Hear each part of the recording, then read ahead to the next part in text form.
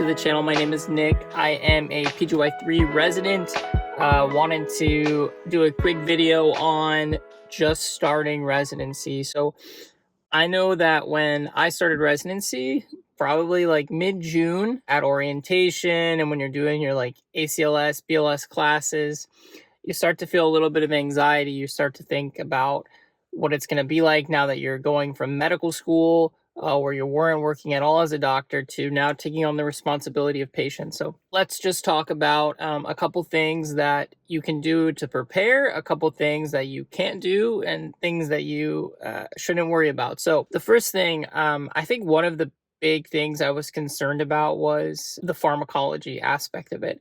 So I knew in med school, especially as like a first year and second year med student, we do a lot with medications. You memorize a lot of drugs, and you know the actual name of the drug, but not the brand name. So when you start moving to the hospital system, there's a lot of like questions about like, okay, what's the brand name? What's the dosage? You never really, I know I didn't really learn about dosing. So the best way to overcome this and the best way to kind of relax with those fears is to know that all hospitals have a pharmacy, right? So if you ever have a question about a drug that you're putting in, a dosage question, anything like that, you can always call the pharmacy. So I know as a PGY1, that's what I would do. So I wouldn't like chance it. I mean, you could look it up, right? You can always look it up, but I would always look it up, and then I would just call the pharmacist and I would say, hey, like this is the drug that I want to use for this reason. What's the dosing? Why? And then over time, if you keep doing that, there's a lot of medications that you start to pick up the trends. You start memorizing dosages, brand names. And I'm just going to let you know that over time, that becomes so much easier. So definitely as a PGY1, that's something that I was like nervous about, and I just want to let you know that don't be nervous. You have pharmacists in the hospital to help you. You have Up to Date, which has LexiComp, which lists all like the drugs and interactions and dosing. For me, like one thing would be like, okay, Keppra. I'm gonna start Keppra on a patient. How much do I load them if they're in status? Like, what's the loading dose? What do I do if they have like renal problems? So these were questions that I had, and you always have a pharmacist and you always have Up to Date as a resource. I think the other thing I was like really concerned about was like working with other residents.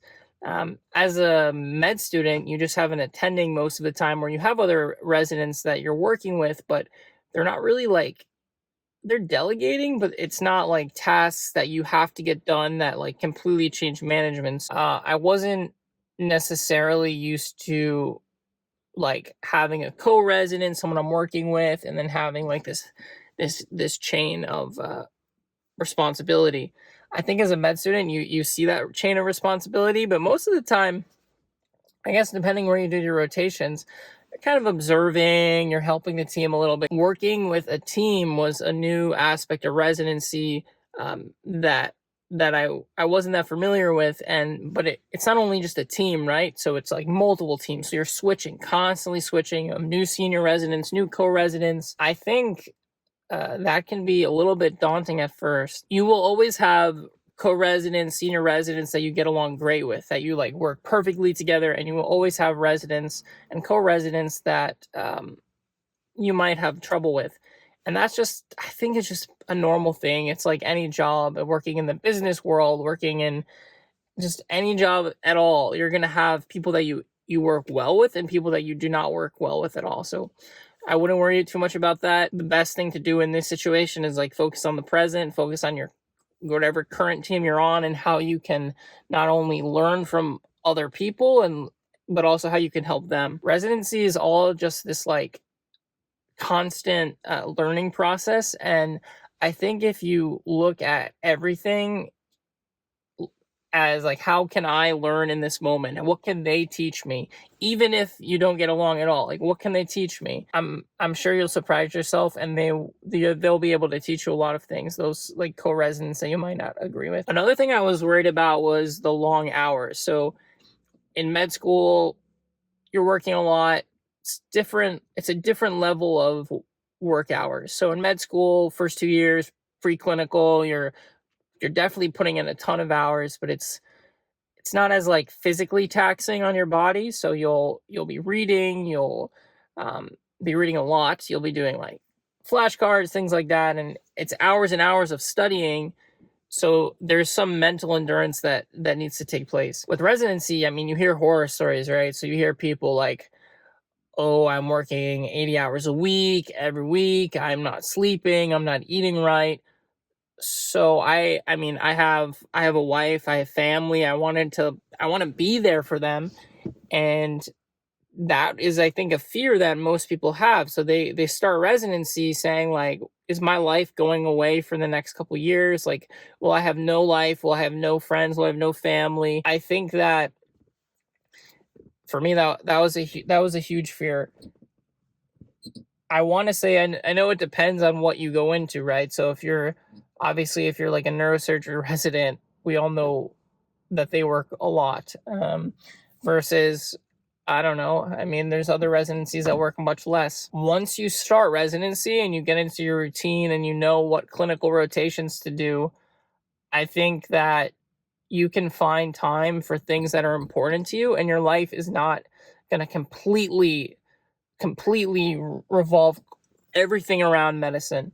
Yes, it's a big part of your life, and it's an important part of your life because you have to train in order to be a great attending and be a great teacher to future residents and med students. But residency is not your whole life, and it doesn't have to be.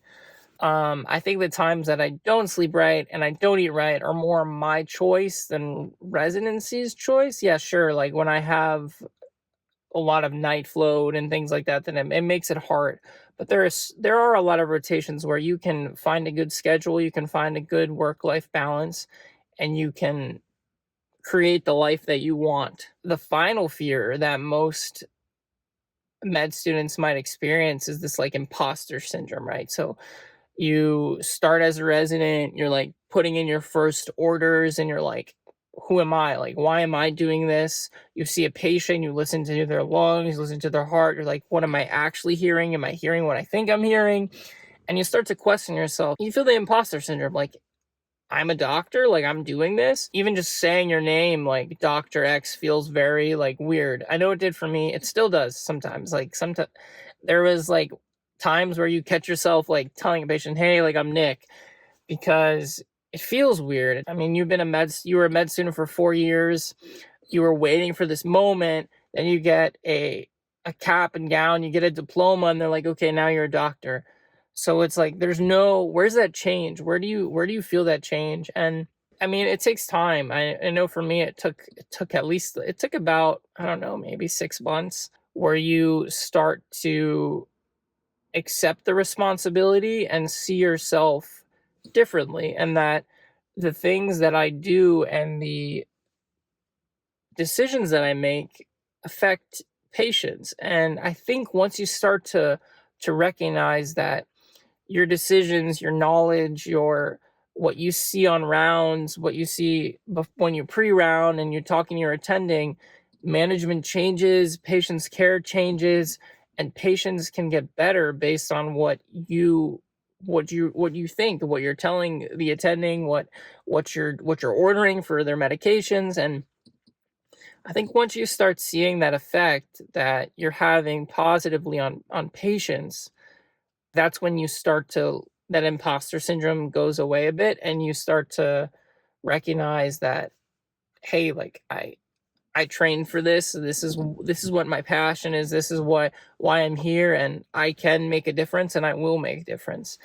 And that's where that confidence starts to come in. So when you start July 1st, you might not be going in. Some people go in with way too much confidence. I'm going to be honest with you. I don't think you should go in with way too much confidence.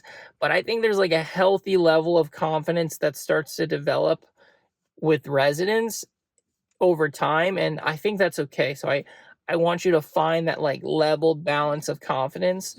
That way you not only help your patients and help the hospital, but you help yourself to grow as a person. So thanks for watching, guys. I appreciate it. If you like it, like what you see, you like the neuro content, the residency content, med school, whatever, subscribe. That'd be great. I would really appreciate that. And I'll see you in the next video.